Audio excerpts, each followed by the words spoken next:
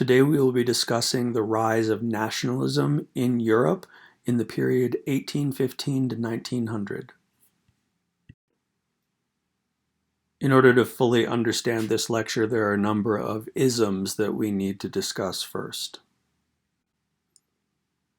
Obviously, the first one we want to look at is nationalism itself. To review, a nation is a group of people with a common language, culture, and traditions. Even though the term is used in the modern day to describe a geographic area that is associated with a nation itself is a group of people. Now, nationalism is an outgrowth of the French Revolutionary period, and the idea of nationalism is advocating for the political independence or self-determination of a nation or people. Nationalism is also associated with the identification of one's own national interests. In the 20th century, the term gets another dimension, and that is one related to competition, that it's not enough to just advocate for one's own national interests, but also to deny the national interests of other nations. Conservatism is still with us in the modern age, although the meaning of that term has definitely evolved. But 200 years ago, conservatism was merely a reaction to the spread of revolution. We had just come out of the French Revolutionary period, and the ideas that were embedded in the French Revolution spread across Europe. And so conservatism was the pushback against that. It advocated for the traditional social order, the one that had existed before the French Revolution, and was governed by natural law. Conservatism was also a critic of individualism. Nowadays in the United States of America, we tend to associate conservatism with radical individualism, but during this period it was the opposite. The emphasis, as it is today, was on order and tradition, but conservatism didn't evolve into how we understand that term today until the middle of the 20th century.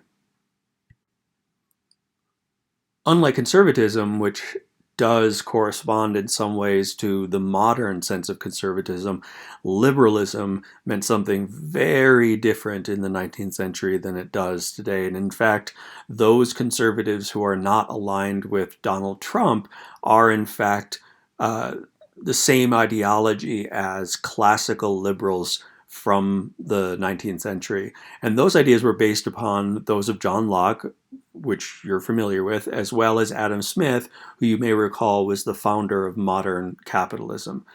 So liberalism had a bunch of ideas that were associated with it. One is Republican government. Now, again, that's not the modern day American Republican Party. That just means representative government. Liberalism also advocated for having a written constitution, which most European societies had by the end of the 19th century, other than Great Britain. Political parties were a feature of liberal governments, as well as an expanded electorate, meaning that by the end of the 19th century, most liberal states in Europe had universal male suffrage. All men could vote. It was a secular society.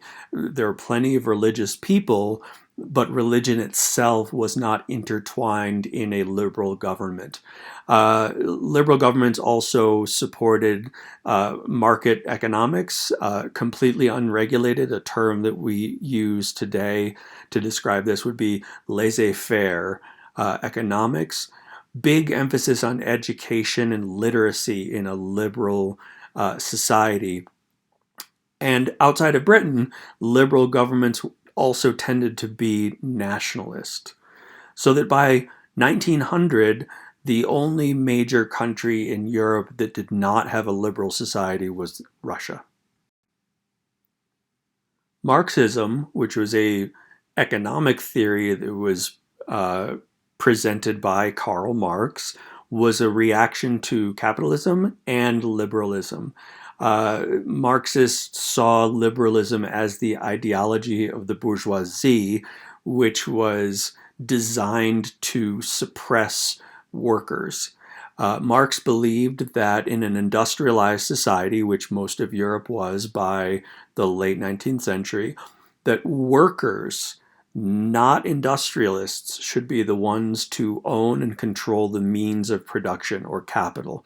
So the workers should be in charge of the economy as opposed to the wealthy capitalists and industrialists. Now, Marxism was economic theory that evolved in the early 20th century into communism, which was a combination of a political and an economic model that we see come into fruition in Soviet Russia. Now we're going to take a look at nationalism as it developed and was practiced in several European countries in the 19th century. In order to understand the growth of nationalism in Europe, we need to rewind to the end of the Napoleonic Wars. The peace conference that resolved those wars was called the Congress of Vienna, and it met in the year 1815. And it established an order for Europe that would last almost 100 years, right until the beginning of the First World War. The Congress was designed to preserve the old regime model. So the structure of Europe which existed before the French Revolution, but it didn't take into account the growth of nationalism. While the Congress was meeting, Napoleon actually came back from his first exile and tried to take over France again. And so while the peace conference was going on, the war very briefly resumed until Napoleon was conquered once and for all. The main parties at the Congress of Vienna were Britain, Austria, Prussia, Russia, and France. So that was essentially an extension of the various anti-Napoleon alliances. Now they added France as well, which is obviously the opposing power. The goal, again, was to reestablish royal and aristocratic rule across Europe and to suppress the spread of revolutionary ideas. By the end of the Congress in Vienna, the biggest winners were Prussia, which gained quite a lot of land in the area that had previously been known as the Holy Roman Empire, and Britain also. Now, Britain didn't get a ton of land, but they gained control of various ports and islands in strategic areas all around the world, which led them to be able to dominate the seas all over the world. Here we see a map of Europe after the Congress of Vienna. France is more or less the same size and shape that it is today. The biggest changes took place in Central Europe, specifically in what would eventually become Germany. There's some confusing lines on this map that quite frankly, confused me as well, because you have the German Confederation, which is outlined there in purple, which was not a nation state. It was sort of a loose combination of some of the areas in Europe where German was the dominant language, including parts of the Austrian Empire. But the Austrian Empire was a separate political organization, as was the Kingdom of Prussia. So it's a little confusing on this map, but it will resolve itself soon. One of the main consequences of the Congress of Vienna was a new stability on the European continent for nearly 100 years. It established what they referred to as the Congress system, or the concert of Europe. And so the idea there is that the 5 major powers in Europe would all balance one another out so that no one power became too dominant the way that Napoleonic France did, for example. It was a cold peace.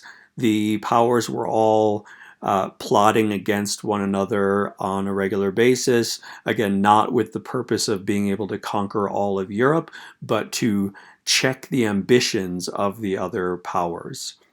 We saw the creation on the previous map of the German Confederation. That was a place where Prussia could exert more influence over the smaller German states. These are all German-speaking countries, but they had different national objectives, although we will see that Prussia's ultimately are the ones that win out. One characteristic also of the or consequence of the Congress of Vienna was that France was treated very leniently. They were not devastated by the peace treaty. They were treated like partners. One consequence also was that the king was restored. Now, of course, not the king that had existed before the French Revolution, because he got his head cut off. But they put another member of the Bourbon royal family on the throne of France. However, while France continues to be a player in Europe, never again does France become an aggressive power in Europe. In a previous lecture, we looked at the collapse of the Spanish Empire in the Americas. And so we're going to rewind the clock a little bit and look at what was actually happening in Spain while that was going on in the Americas. We know that Spain had been conquered by Napoleon, and he put his brother on the throne.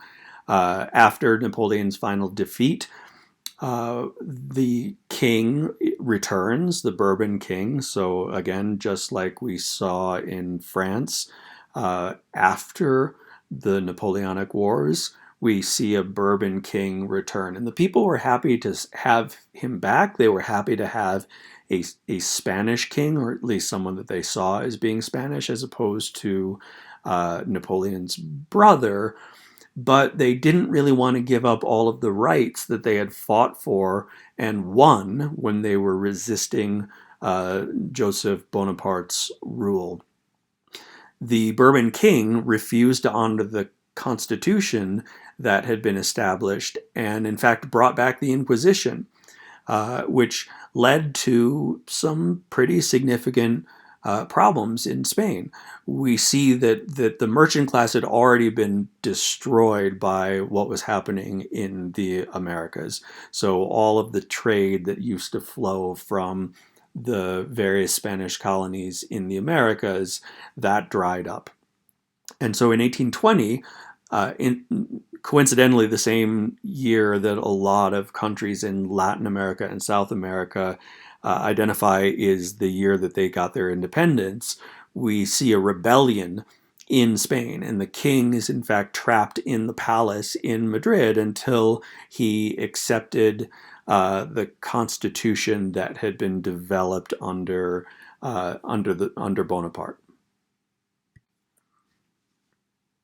A few years later, France invaded Spain and restored the Bourbon king to being an absolute monarch. And then that king took the opportunity to go on a revenge spree against all of the Republicans who had fought to establish representative government. Spain continues to have kings, absolute monarchs, through the middle of the 19th century. They tended to come either from the Bourbon family or from some Italian noble houses. In 1874, Spain finally gets a constitutional monarchy with a liberal government, but Spain struggles from the fact that it's not actually one nation. There are several nations within the borders of what we call Spain. In particular, there were national movements in the Basque region of northern Spain, and Catalonia, which is the region along the Mediterranean Sea around Barcelona. The government kind of in the late 19th century goes back and forth between liberal governments and conservative governments. And Spain did, in fact, hold on to a few colonies in the Americas, specifically Puerto Rico and Cuba. In the late 19th century, Cuba revolted against Spanish rule, and the United States saw an opportunity to expand its influence in the Caribbean and engineered what becomes known as the Spanish-American War. Spain was a big loser in that war. They lost Cuba, Puerto Rico, Guam, the Philippines, all to the United States, which ended completely Spain's overseas empire. Shifting from one end of the Mediterranean Sea to the other, we see in the 1820s the Greek people struggling for independence. You may remember that Greece had been a part of the Ottoman Empire going all the way back to the 1400s. Greek nationalists led a revolt against the Ottomans in 1821. They received support from Russia, partly because they share a religion, that of Orthodoxy. Now, Greek Orthodox and Russian Orthodox are slightly different, but there is a close association there because of religion. The rest of Europe was sympathetic, but they were not interested in undermining the Ottomans. The Ottomans were what we would refer to as a buffer state. They controlled a fair amount of land, and that limited all of the other European powers from gaining more influence in the area. The other powers, under the Concert of Europe model that we saw after the Congress of Vienna, the other European powers were able to convince Russia to stop supporting the rebels. They understood that Russia also had something to gain from the continued existence of the Ottoman Empire. However, the Greeks kept fighting even without that support and winning. And as a result of that ongoing fight, public opinion in Europe shifted to being more supportive. And then we see all of the major Western societies rallying to support the Greeks. You have Britain and France and Russia intervening to defeat the Ottoman navy. And at the end of that decade, the Ottomans were forced to recognize the independent nation of Greece. Now, Greece at that point was not nearly as large a territory as it is now. The Greeks gradually expand their territory going all the way into the early 20th century.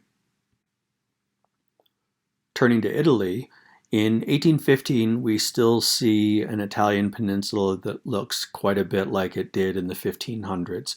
You have many small states, although by this point, 3 were dominant. In northern Italy, you have the state of Piedmont, Sardinia, which was an expansionist power across northern Italy. In central Italy, we see the papal states are still very powerful, right? Those are the lands that are controlled directly by the Pope. And southern Italy, there has been some consolidation into the Kingdom of Two Sicilies, which had a Bourbon king. The name is a little confusing because there's only one Sicily, and that's the island of Sicily. But for whatever reason, they referred to that kingdom as the Kingdom of the Two Sicilies. The first Italian nationalist was named Gluseppe Mazzini, and his goal in the sort of early to mid 19th century was a united Italian republic that had popular sovereignty, meaning the people rule, and universal suffrage, universal manhood suffrage. Of course, no one was thinking that women should vote at this point. And Mazzini advocated for a reorganization of the Italian peninsula, a unification of the Italian peninsula. The next figure in the unification movement was a man named Camillo Cavour, and he was the prime minister of that expansionist state in northern Italy called Piedmont Sardinia. Cavour was an industrialist, or a former industrialist, and a banker, so he was very aligned with the elite. He was very aligned with capitalism. And his goal was to unite all of northern Italy. He was not interested in including southern Italy in his nation state model. Southern Italy is very different from northern Italy. It is more rural, it is less populous, and Cavour just didn't want to deal with that rural area at all. Under his rule, he's able to gain territory in northern Italy. He at one point conspired with France to draw Austria into a war to be able to capture parts of the state of Lombardy in northern Italy. The man regarded as the father of modern Italy was named Giuseppe Garibaldi. Garibaldi was a nationalist, he was a patriot, he fought in Uruguay in their independence movement before coming back to Italy in the mid-19th century. And his goal, unlike Cavour, was to unite the entire Italian peninsula. And Garibaldi actually started in the south, conquering the Kingdom of Two Sicilies. And at the same time, the Kingdom of Piedmont Sardinia was moving down south through the peninsula and took control of most of the Papal States. And they only left Rome under the control of the Pope. In 1861, the Kingdom of Italy was established. Now, they just took the king of that former state of Piedmont Sardinia and made that person the king of all of Italy. Garibaldi voluntarily handed over southern Italy to the new king so as to create a united country. The king was in charge of the entire Italian peninsula, other than the region around the city of Venice, which is called Venetia, which was under the control of Austria at that point, and the city of Rome, which was under the control of the Pope. A few years later, in 1866, they were able to conquer Venetia and take it from Austria, and then they entered the city of Rome in 1870. Conquering Rome caused a great deal of animosity between the Roman Catholic Church and the new nation state of Italy. And the unification did not change the basic division between the more urbane and industrialized northern Italy and the more agrarian and rural and economically impoverished southern Italy. And that basic division lasts until today. Just because Italy was unified did not mean that it was stable. In fact, stability is not a characteristic that one would associate with most governments of Italy going all the way back to unification.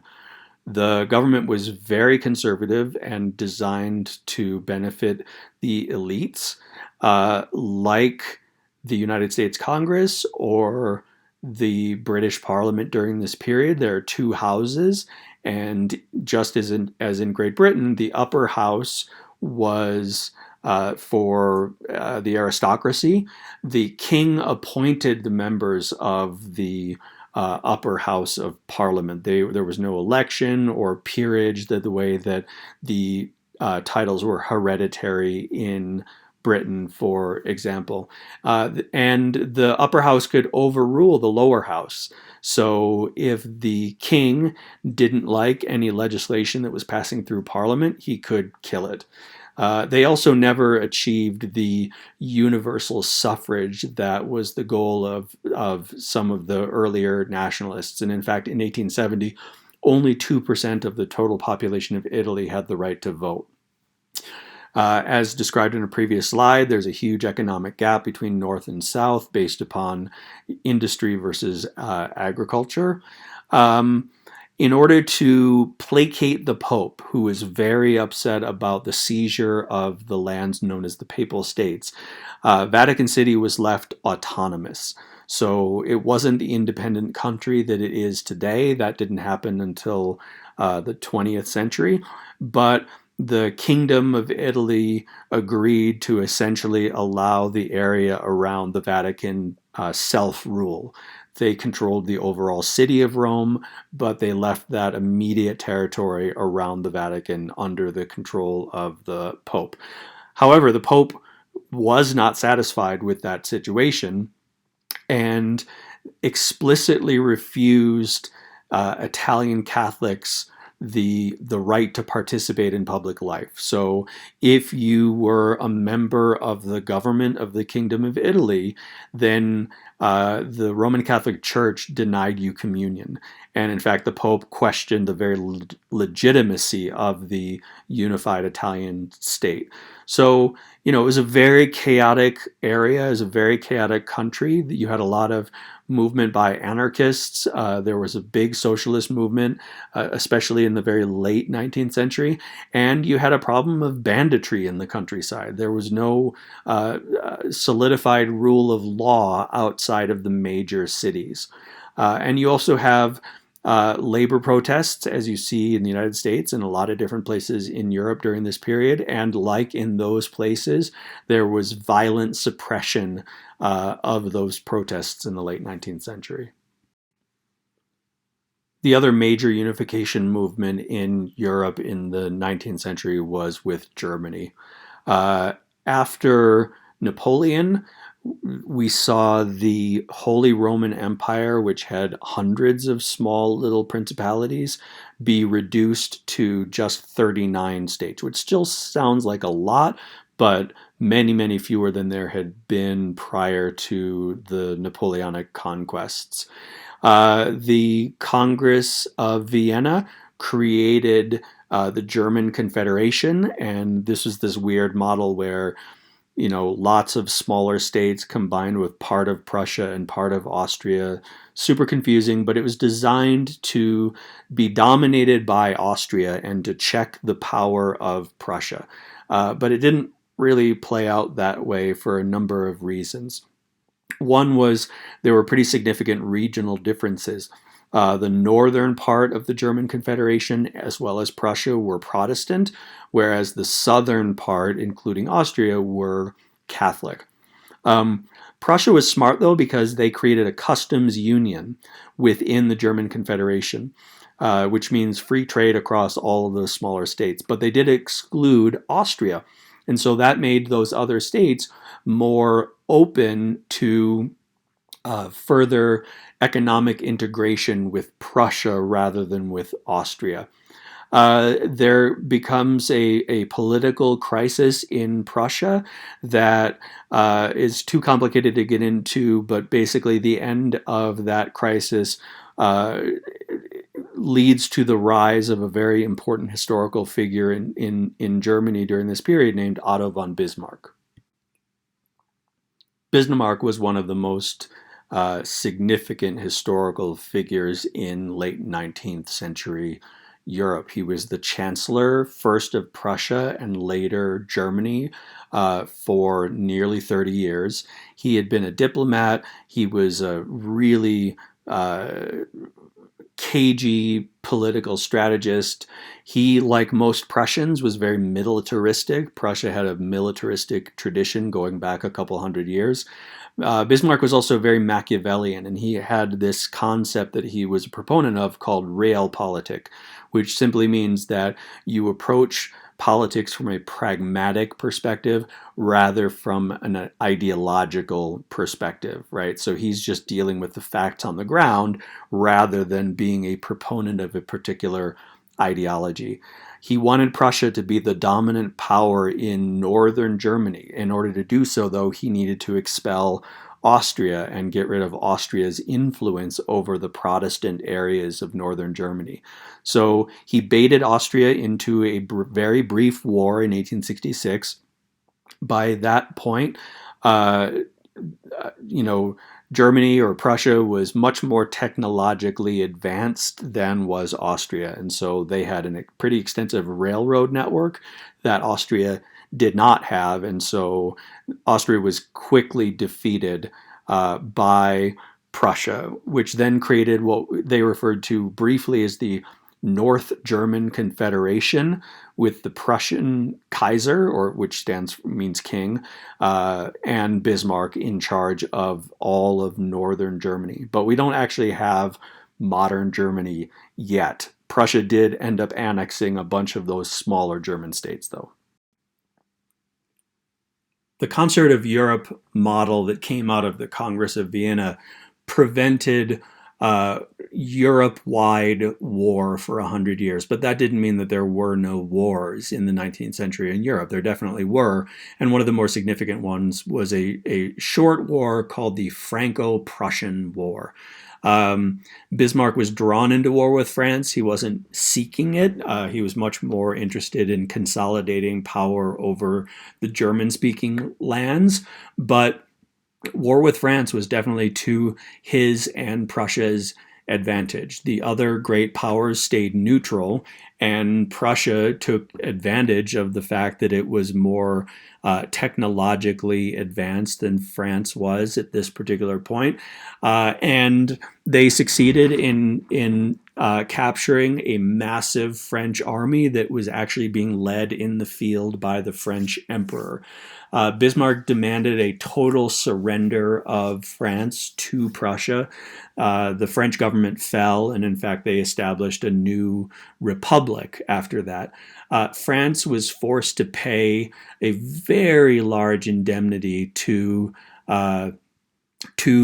Prussia, and they actually stayed occupying a chunk of France until it was paid off.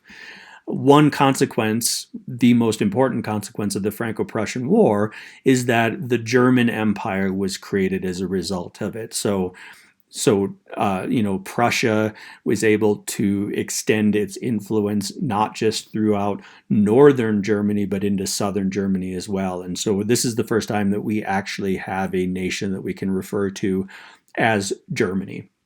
The Kaiser Wilhelm I, is crowned emperor in the Hall of Mirrors at the Palace of Versailles, right? So the Palace of Versailles was the seat of the French kingdom for hundreds of years, and it was an embarrassment for France to be forced to witness their formal surrender and admission of defeat in their own royal palace. And we will see that not just the Palace of Versailles, but that particular room, the Hall of Mirrors, becomes a significant place in the early 20th century as well. One major loss for France was a region of eastern France that bordered Germany called Alsace-Lorraine. We will see Alsace-Lorraine swing back and forth between France and Germany a number of times up until the end of the Second World War in the mid-20th century. At the end of this war, Germany was the most powerful nation in continental Europe, and it wasn't even close. The German Empire of this period is known as the Second Reich. Reich means reign or rule, right? So you may have heard of Nazi Germany being referred to as the Third Reich. So the First Reich was the Holy Roman Empire. And then we have the short-lived Second Reich, and then eventually we have the Third Reich, which was also very short-lived.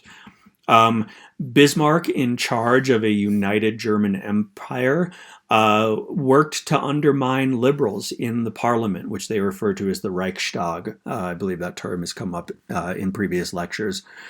They supposedly had a liberal government, but not really, because just as we saw in the Kingdom of Italy, the upper house of parliament could overrule any legislation that was moving through the lower house. And the upper house was aligned very closely with Bismarck.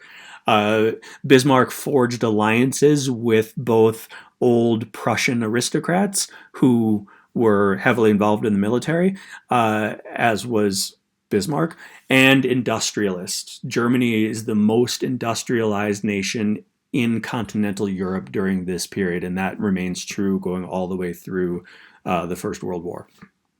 Even though it was a new nation, the old loyalties around the Prussian kingdom remained in place. Prussia was forced in the process of unification to crush a lot of those smaller states and force them into a unified Germany. Remember also that the southern chunk of Germany is Catholic, and so Bismarck went after the Catholic Church very hard because he saw the Catholic Church as a threat to unification. From his perspective, if 1/3 of the country was getting their orders from the Pope, there would never actually be unity. And Bismarck went after the church. He removed priests. As a consequence of that, Catholicism wasn't just a religion, it became a political movement in Germany. In fact, Germany still to this day has Catholic dominant political parties. But eventually, Bismarck saw the wisdom of just cutting a deal with the Pope so that there would be religious liberty in Germany, but the Pope made a commitment to not mess around in the internal affairs of Germany. As the modern nation state of Germany matured in the late 19th century, Bismarck became more and more worried about the growth of socialism. He saw socialism as a threat to the bourgeois industrial system that was very firmly rooted, particularly in northern Germany. He was afraid that workers would join a revolution, as we start to see happening in various places, or at least socialist movements across Europe in the late 19th century. He made efforts to try to restrict the political power of the socialists, but they were reasonably powerful amongst the public. And as a result of his heavy-handed tactics, the public kind of turned against him and eventually forced Bismarck to agree to some important social reforms like health insurance and retirement benefits, which are pretty progressive for the late 19th century. The socialists continued to gain power in their legislature, the Reichstag, until right as World War I began, the socialists were the largest party in Germany. In 1890, Bismarck was finally forced out. The new Kaiser, Wilhelm II, who is the Kaiser through World War I, was a young man, and he wanted more direct control over his government, and he saw Bismarck as someone who was standing in his way, in the way of him gaining more power in Germany. By the mid-19th century, one of the least stable countries in Europe was Austria, and the major reason for the lack of stability was this new movement of nationalism. The Austrian Empire had a huge population, 50 million people, but there was no ethnic or linguistic unity. You had large chunks of Germans, various Slavic groups such as Czechs or Slovakians or Serbians. You had 10 million Hungarians. You also had a sizable chunk of Romanians. And so all of those various ethnic groups were in conflict with one another, and that started to break down the stability of the empire. We saw that there was a brief war with Prussia in the 1860s, and it really revealed how weak and how divided Austria was. One consequence is that Austria changed the structure of its government and created what was known as the dual monarchy. And at this point going forward, we now refer to the country as Austria-Hungary because they made the Hungarian kingdom autonomous, so not independent, but had self-rule. And the Habsburg emperor, so the Austrian emperor, is then also given the title of the King of Hungary. And so that emperor, Franz Joseph, holds the dual monarchy. He is both the emperor of Austria and the King of Hungary. They finally abolished serfdom in 1848, and the most industrialized area of the Austrian Empire, or Austria-Hungary, is Bohemia. and there was an actual industry arrived in Bohemia in the middle of the 19th century. And so at that point, you see, as much as you saw in other countries that industrialized, the former peasantry, or in this case of Austria, the serfs, move to the cities and become the population that works in the factories. Franz Joseph ruled for a very long time, right from the beginning of the dual monarchy in the mid 19th century, right up into the First World War. The other weak power in Europe during this period, or weak empire, is the Ottoman Empire. In fact, it was so weak by the end of the 19th century that the other European powers referred to it as the, quote, sick man of Europe. We know that the Ottoman Empire had previously been the most powerful and dominant power in southeastern Europe for hundreds of years. But gradual weaknesses within the empire that we've looked at in a previous lecture saw the borders or the frontier of the Ottoman Empire gradually get pushed back. There were a lot of nationalist movements, particularly in Serbia, Greece, Bulgaria, and Romania. And you also see conquests by the Austrian Empire and Russia in the Balkans in the case of Austria, and in around the Black Sea for Russia. The Ottomans also lost a lot of territory in North Africa. France took over Algeria, and Egypt separated from the empire. Initially, it was autonomous, and then the British swooped in and took over Egypt for all intents and purposes for many decades. All of the great powers wanted to get pieces of the Ottoman Empire, but as we said in a previous slide, they all wanted the Ottoman Empire to continue to exist because they saw it as a way to check the ambitions of the other great powers of Europe. Britain and France wanted to divide up all of the territories in Western Asia. Austria wanted to get control of the Balkans, and Russia wanted to maintain, some ability to move commerce through the Turkish Straits. So they wanted to have control over Constantinople and the area right around the Bosphorus. In 1878, there is a war in the Balkans, and at the end of it, which the Ottomans lost, Serbia, Montenegro, and Bulgaria all became independent countries. This map shows the contraction of the Ottoman Empire starting in 1800. Algeria, Greece, and Romania get peeled away. Then in the late 19th century, you see the Ottomans lose the rest of North Africa and most of the Balkans. And the area in green there is all that was left of the Ottoman Empire at the start of World War I. Like the other multicultural empires in Eastern Europe, Russia had a lot of problems with nationalistic minority groups, and that led the Russian government and the Russian military to engage in a lot of violent suppression of different ethnic groups, such as Finnish people and Ukrainian people. Because the country was so massive, though, it was very difficult to put down popular uprisings quickly because of the amount of time that it would take to move military forces from one place in Russia to another. European Russia, just the European part of Russia, is almost the same size as the rest of Europe, just to give you an idea of how massive Russia is. They made efforts to what's known as Russification, right, of minority groups. So forcing various minority groups to adopt Russian language and culture and tradition with mixed success. The economics of Russia during this period, we still see serfdom.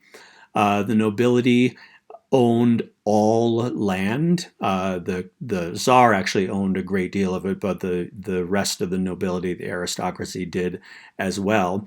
And those nobles were exempt from taxes.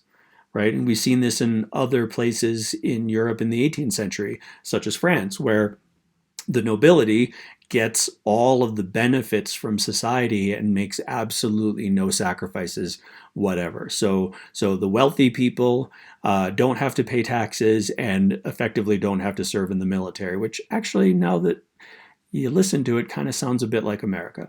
It was also a mostly agricultural economy. There was virtually no industry in Russia in the mid to the later part of the 19th century.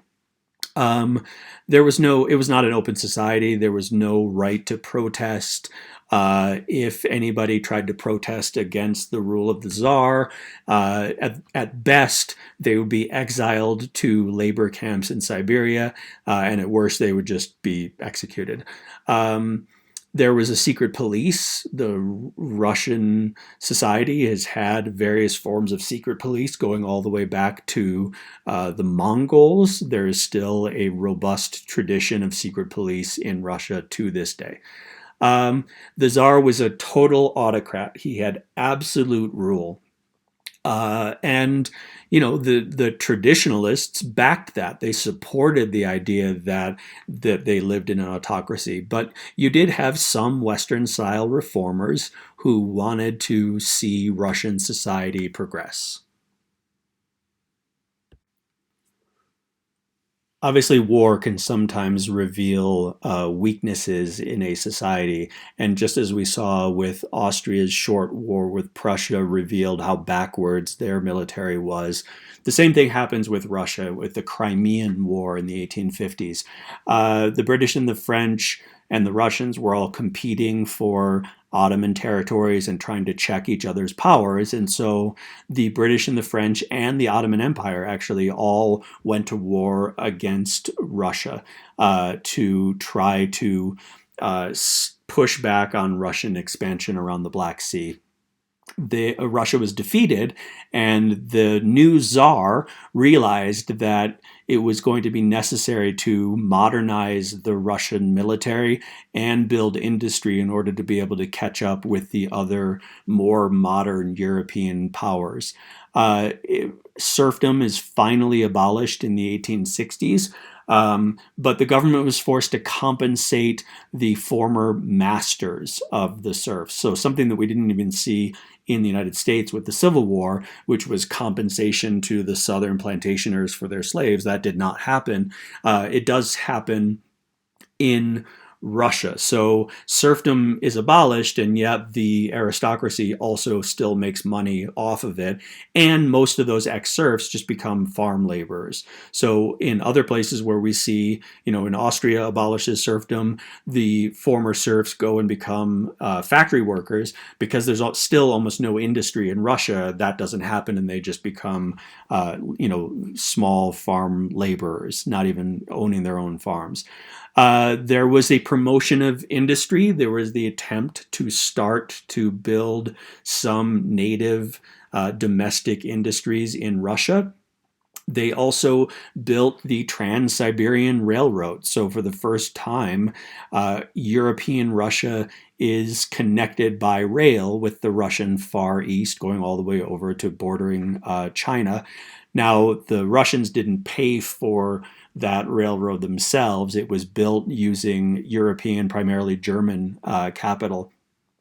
And France also invested pretty heavily in Russia because they recognized as Germany got more and more powerful, France was going to need Russia as an ally so that Germany was kind of trapped on either side by France and Russia. You have a lot of protests that then ultimately do lead to repression and violence. You have anarchist movements in Russia, and the Tsar is actually assassinated in 1881 by an anarchist, and that leads to even more brutal repression of the Russian people. Of course, we know that Jews were discriminated against for millennia in Europe. As a consequence of the Enlightenment, though, and the spread of revolutionary ideas, in most countries in Europe, a lot of the legal restrictions on Jews were lifted. So, restrictions on owning land and which professions that Jews can participate in. A lot of those restrictions are lifted by the middle of the 19th century. Of course, there are still social prejudices and religious prejudices against the Jews, and in fact, that remains right up into the 21st century. But anti-Semitism as a political movement rises as a result of nationalism.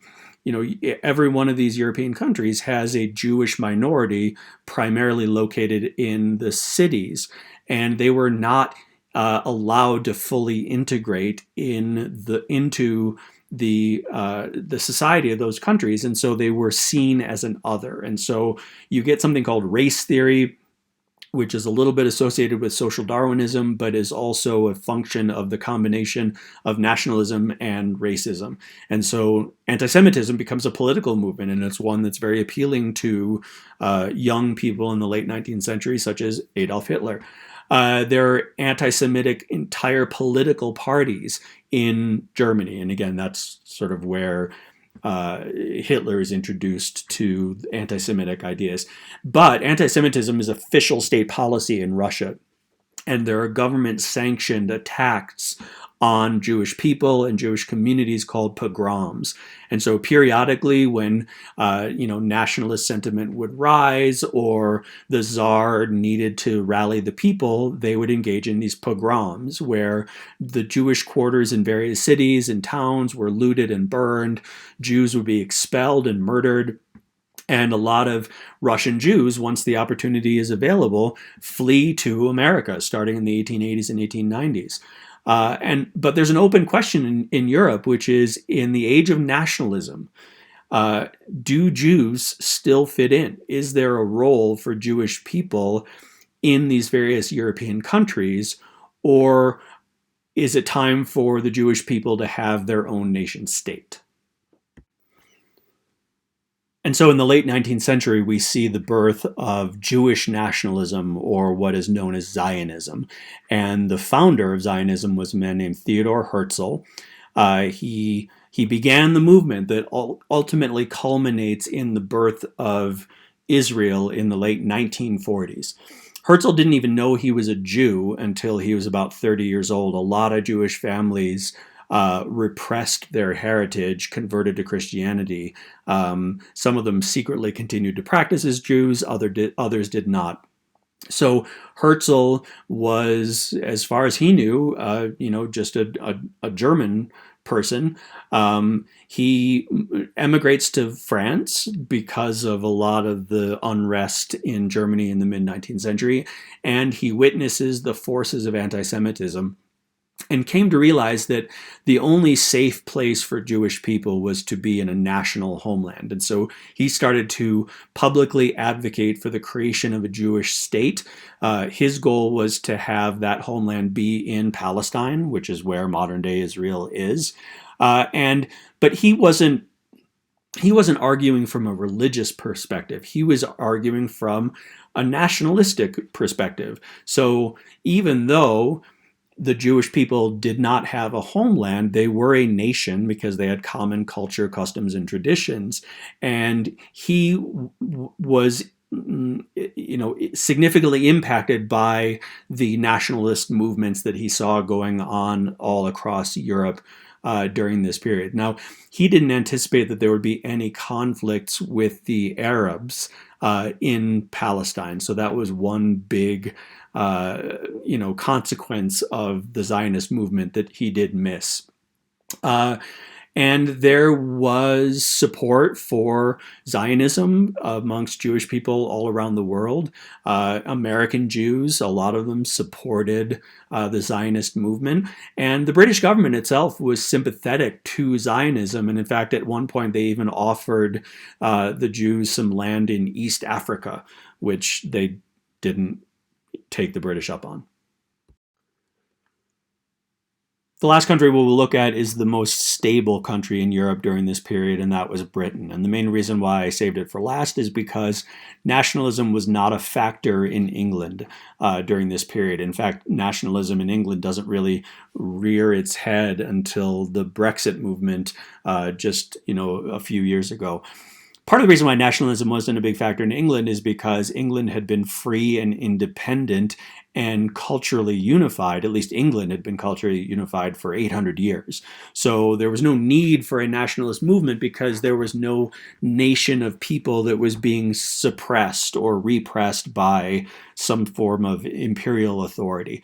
However, there were nationalist movements in Scotland and Ireland because Scotland and Ireland were nations that were being suppressed by an empire, namely the British Empire. Part of the reason why Britain was so stable during this period is the long rule of Queen Victoria. Queen Victoria, she ruled Britain for almost the majority of the 19th century, and she had marriage relationships and other familial relationships with almost every other great power.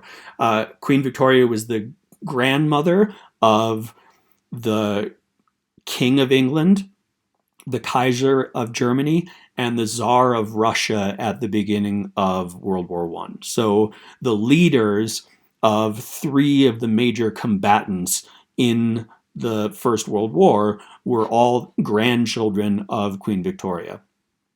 Looking briefly at British politics during the period, it was also very stable. You had major parties, the Conservative Party, which is known by their nickname the Tories, versus the Liberals. The Conservative Party that existed in the 19th century is the same Conservative Party that existed in the 18th century and the same Conservative Party that exists in the 21st century. So that's a political party that's been around for a very long time. The Liberal Party in Britain doesn't really exist anymore, though. It's replaced by the Labour Party in the 20th century. But neither party was terribly reactionary during this period. Each of the two major parties were engaged in reforms, and in fact, they tried to sort of outdo each other, competing for votes in Britain. Because they wanted to improve their society. So between the Tories and the Liberals, they expanded the voting franchise, so universal male suffrage. They created a civil service exam to ensure that people who worked for the government were actually competent. They established the secret ballot. They provided for free elementary education. They had health insurance, they had a minimum wage, and they had a graduated income tax. So things that were considered to be major reforms in the United States of America in the 20th century had actually already been established in Great Britain in the 19th century. So much more progressive than most other nations at that point. And so we'll end by looking at a map of Europe between the period of 1871, which is when the German Empire is established, and 1914, which is the beginning of the First World War. So we see that the Ottoman Empire has contracted significantly. There is a Germany now, there is an Italy now, and the shape of Europe is starting to look very similar as it does to this day. Thank you for staying till the end of the video. Feel free to check out any of the other videos on this channel.